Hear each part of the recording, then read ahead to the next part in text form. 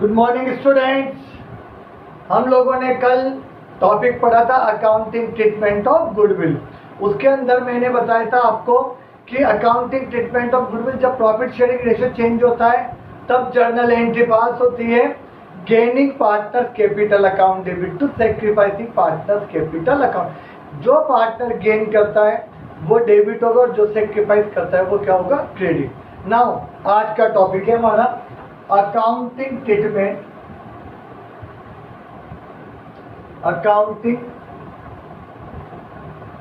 Treatment of reserve and accumulated profit oblique losses। Accounting treatment of profit oblique losses कौन सी condition में हम लोग पढ़े?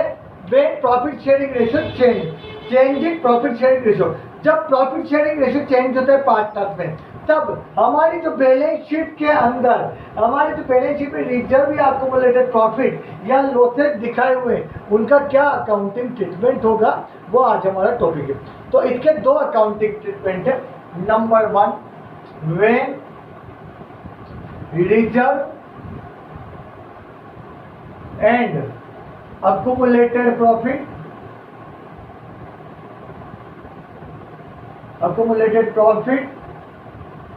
oblique losses transferred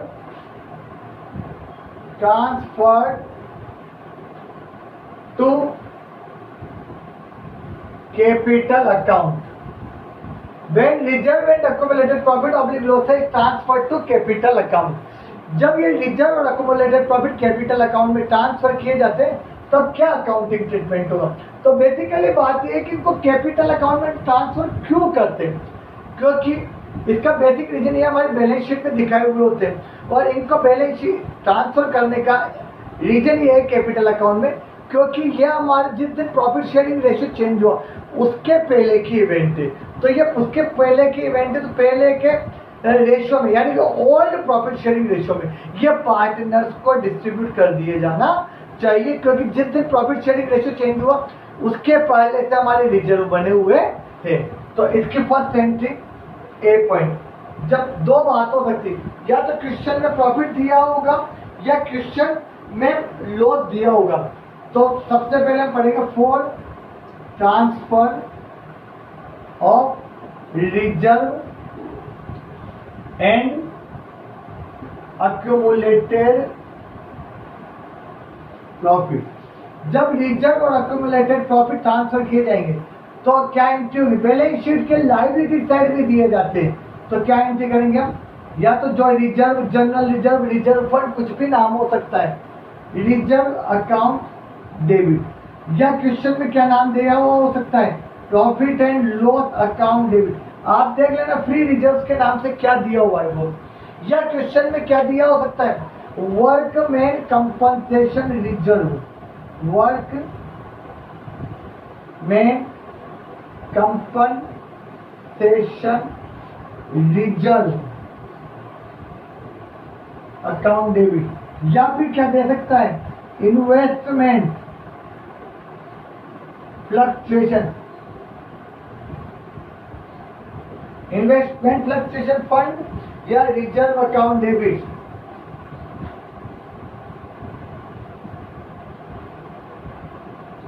to all partner capital account. Okay, reserve account debit, profit and loss account debit, investment fluctuation reserve account debit, या फिर workman compensation reserve account debit to old partners capital account. ये सब हम लोग पढ़ेंगे old profit sharing ratio में, क्योंकि ये हमारा पुराना हिस्सा है तो इसलिए इनको बांटना कौन से रेशियो में चाहिए, ओल्ड रेशियो में, प्रॉफिट शेयरिंग रेशियो चेंज होने के पहले का हिस्सा है। वर्कमैन कंपनसेशन जो रिजर्व है वो आपका बटेगा जितनी एक्चुअल लायबिलिटी है उससे जितना ज़्यादा रिजर्व आपका जो बचा हुआ है उस रेशियो में ये वर्कमैन कंपनसेशन रिजर्व को बांटा जाएगा। यहाँ पे क्वेश्चन में रिजर्व की जगह और भी नाम हो सकते हैं, जनरल रिजर्व, रिजर्व फंड, इस तरह के नाम दिए हुए हो सकते हैं। तो जो भी नाम क्वेश्चन में दिया हुआ है उसको यहाँ पे ओल्ड प्रॉफिट शेयरिंग रेशियो बांटते हैं। कौन से रेशियो बांटोगे अभी यहाँ तक? Old profit sharing ratio. हम यहाँ दो ट्रीटमेंट पढ़ेंगे, accounting treatment of reserve and accumulated profit oblique losses when reserve and accumulated profit transfer to capital account, और हम सेकंड पढ़ेंगे when reserve and accumulated profit are not transfer to capital account. तो बात का topic रहेगा। इसमें हमने पहला देखा transfer of reserve and accumulated profit. अब हम सेकंड पढ़ते हैं for transfer of reserve and accumulated losses. और लॉस ट्रांसफर करते हैं तो यानी कि इसका बैलेंस हमारे को बैलेंस शीट में एसेट्स में दिया होगा। ये किसी भी नाम से हो सकता है, जैसे debit balance of profit and loss, तो या एडवर्टाइजमेंट सस्पेंस, और किसी भी नाम से हो सकता है। तो इसके हम चाहिए old partner capital account debit, 2 profit and loss account या 2 एडवर्टाइजमेंट सस्पेंस अकाउंट,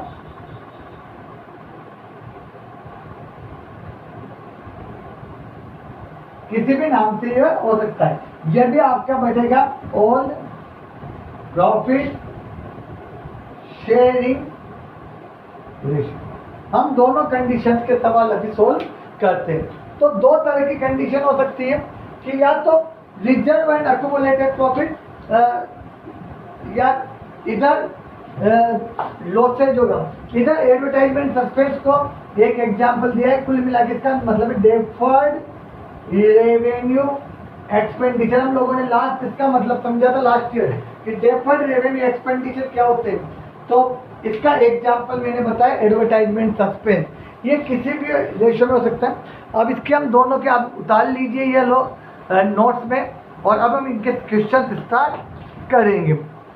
लॉसेज, अगर क्वेश्चन में डेबिट बैलेंस तो P&L दिया हुआ है तो भी क्या होगा कि ओल्ड रेशियो में बटेगा, या क्रेडिट बैलेंस है तो हम मानेंगे लायबिलिटी साइड में, तो 5% ओल्ड रेशियो में डिस्ट्रीब्यूट होगा। इसका बेसिक रीजन यही है कि यह उसके पहले के शेयरिंग रेशियो चेंज होने के पहले के प्रॉफिट या लॉसेज। अब हम लोग क्वेश्चन नंबर करेंगे कल से आगे। क्वेश्चन नंबर 24, ये देखिए आप क्वेश्चन नंबर निकालिए 24। देखिए गोयल का 2020 का एडिशन हमारा चल रहा है। तो question number 24, A and B are partner in the ratio 3:2। A और बी 3:2 में पार्टनर है। क्वेश्चन नंबर 24, ए और बी 3:2 में पार्टनर है। ओल्ड रेशियो क्या है? 3:2। They decide to share in ratio 3:4 with effect from 1st April 2016. On that date, there was a credit balance 70,000 in P&L account. 70,000 का balance देगा P&L account में। 5 necessary journal entry assuming partner decide to distribute profit. Partners ने decide किया है कि profit को distribute करना है। तो यानी कि प्रॉफिट एंड लॉस का आपको 70,000 रुपए का आप बैलेंस दिया हुआ है, क्रेडिट बैलेंस, तो पार्टनर्स में बांटेंगे ओल्ड में। तो क्वेश्चन में जो न्यू रेशियो दिया हुआ है उससे आपको कोई लेना देना नहीं है। तो एंट्री क्या बनेगी? जर्नल बनाना, वही जर्नल का परफॉर्मा, वही डेट, पर्टिकुलर डेबिट अमाउंट और क्रेडिट अमाउंट। डेट कब चेंज है? 2016 अप्रैल 1। Profit and loss account debit तो किस किस में बांटोगे? तो ए कैपिटल और 2 बी कैपिटल। नरेशन बन जाएगी। नरेशन आप लोग बना distribution of profit and loss in the ratio 3:2। आपको दे रखा है 70,000, तो 70,000 को आप बांटो 3:2 में। तो 70,000 इंटू 3/5 तो 42,000 और 28,000, यानी कि ए और बी में 42,000 और 28,000 पार्टनर्स में डिस्ट्रीब्यूट हो जाएंगे। आप लोग नरेशन लिख लेना। इसकी narration distribution of profit and loss among the old partner in their old profit sharing ratio 3:2। Simple question है, जनरल रिजर्व होता तो general reserve to A capital to B capital भी हो सकती है। यह आपका डिपेंडेंट क्वेश्चन में क्या दिया हुआ है। अब नाउ नेक्स्ट आप ले लो क्वेश्चन नंबर 25। Question number 25।